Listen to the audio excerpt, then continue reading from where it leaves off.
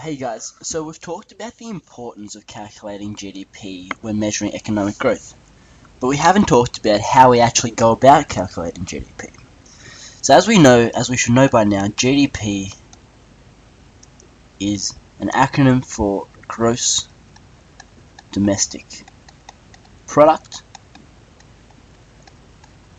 and it is the final or the market value of final goods and services. So the market value for final goods and services produced within an economy. And I'm going to highlight this per orange because this is very important, within an economy. So it doesn't measure the prices of imports as CPI does, but it only measures the market value for final goods and services within an economy. And that's why it's called the gross domestic product and not the gross international product, or whatever it may be called if it calculates imports. So it is domestic. So it calculates the final value or the market value of final goods and services produced in an economy. So how can we calculate GDP? Now, GDP figures are produced by the ABS every quarter. So, produced by the ABS every quarter.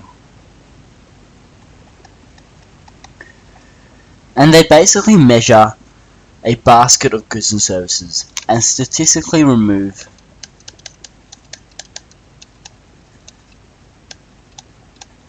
any changes in price. So why do we use this? Is because, say a country produces 1,000 computers at $3,000 per computer. Now we can see that 3,000 multiplied by 1,000 equals $3 million. So we're assuming that this country is deriving $3 million worth of satisfaction from producing computers, or income. So let's assume in year 2 the price of computers actually rises to $5,000 per computer for whatever reason, and they're still producing 1,000 computers. And now the GDP would equal $5 million. So why is it important to account for this figure relative to inflation? Because as we can see, inflation has increased by around 66%. It is because our material living standards haven't actually increased. We're still consuming 1,000 computers. We're just consuming it at a high price. So we're going to statistically remove any changes in price using the chain price index.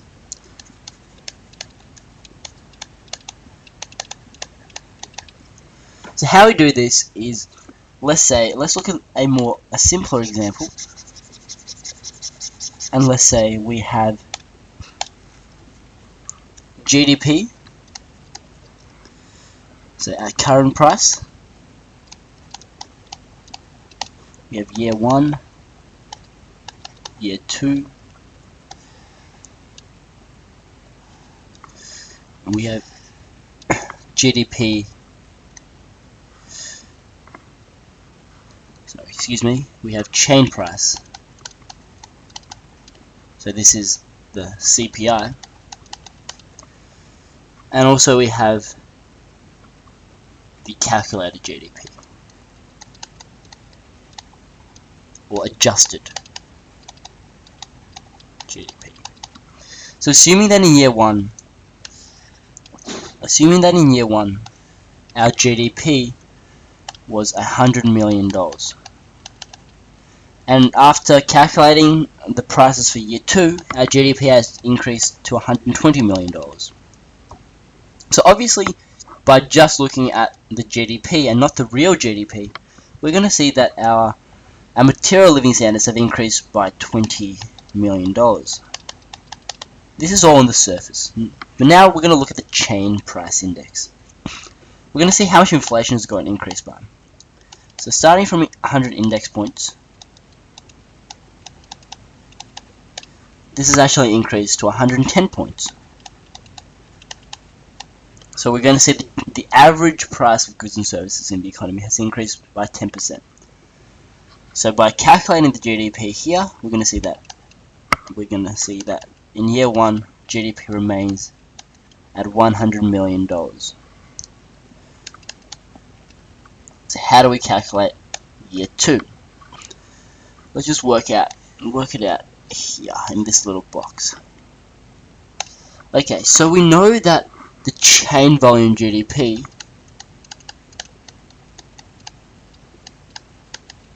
in year 2, for year 2, equals to the price index of year 1. So price, I'm just going to call this PRI 1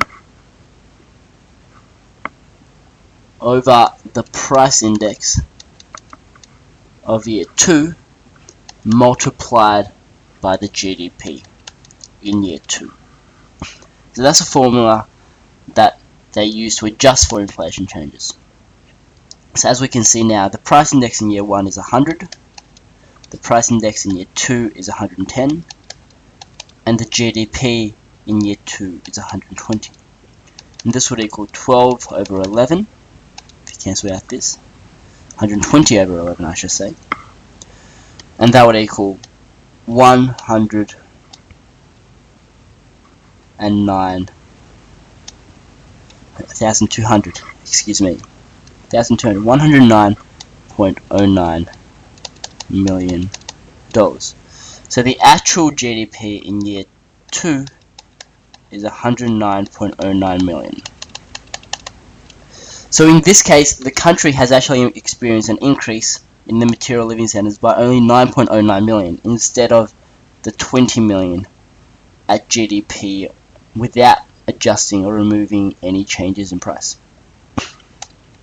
Okay, so now we've understood how GDP is calculated, we can look at the different ways of calculating GDP. We have 3 different ways of calculating GDP. Because we're assuming that in the circular flow everything will come back and everything will be the same, we know that businesses and households actually work together with each other. So remember you have flow 1, resources, flow 2,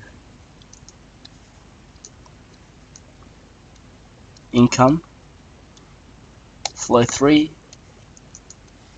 being expenditure, and flow 4 being production. And this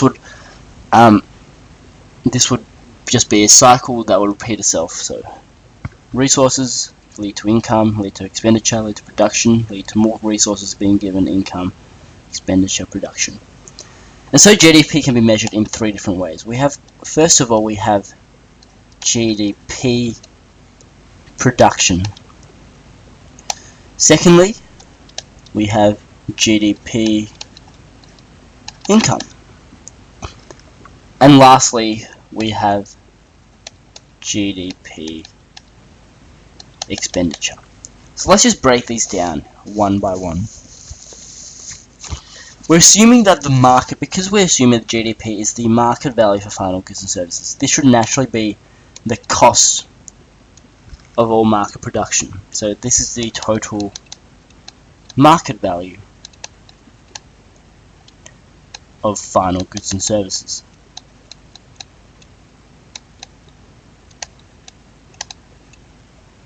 And this naturally should make sense because GDP is the market value for final goods and services produced within an economy. And so when we talk about final, we remove the impacts or the value added. methods of production. So assuming that a firm purchases, say a firm buys or produces computers, they need hard drives, and say the hard drive costs $100 and the computer costs $1,000. We're not going to include the hard drive in our calculations for GDP because that would equal $1,100.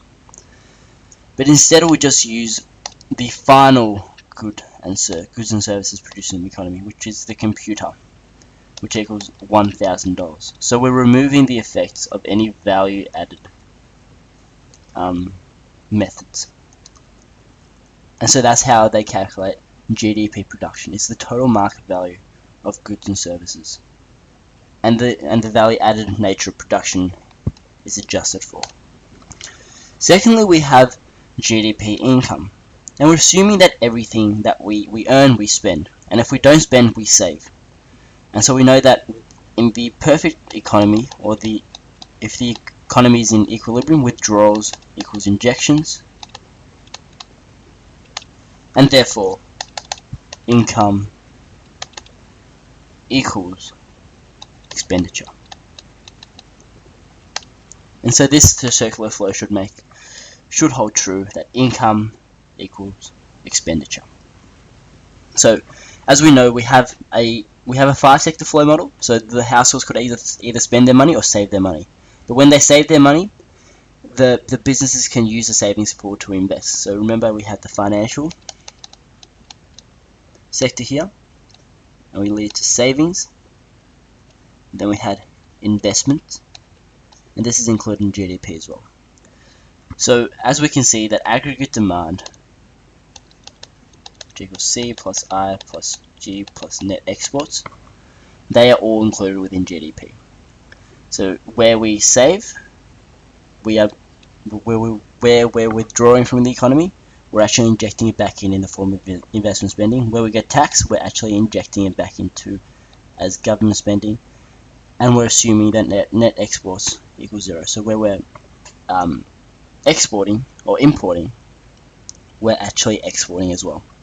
And so GDP income should be the same as the total market production of final goods and services. And finally, we have GDP expenditure. And this relates to the concept of aggregate demand as well. So we're saying that GDP should be equal to the total amount, or the total market value of expenditure.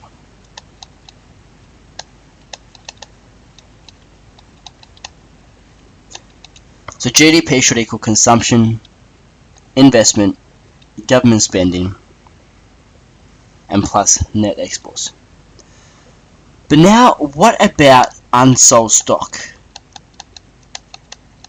So we're producing more than we need, because we know that in reality the economy is never quite at equilibrium. There's always going to be unsold stock by firms.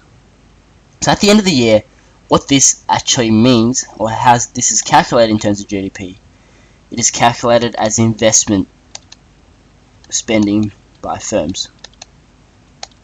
So everything that we don't buy, they're actually bought for by the firms themselves, and they are included in this investment category. So any unsold stock in the firm, or at the end of the trading period, or at the end of the financial year, they're going to be added as inventory spending by firms, or investment spending. And so now we have accounted for any unsold stock, and therefore everything that we spend should equal to everything that we earn, and should equal to everything that we produce. So that's the 3 measurements of GDP.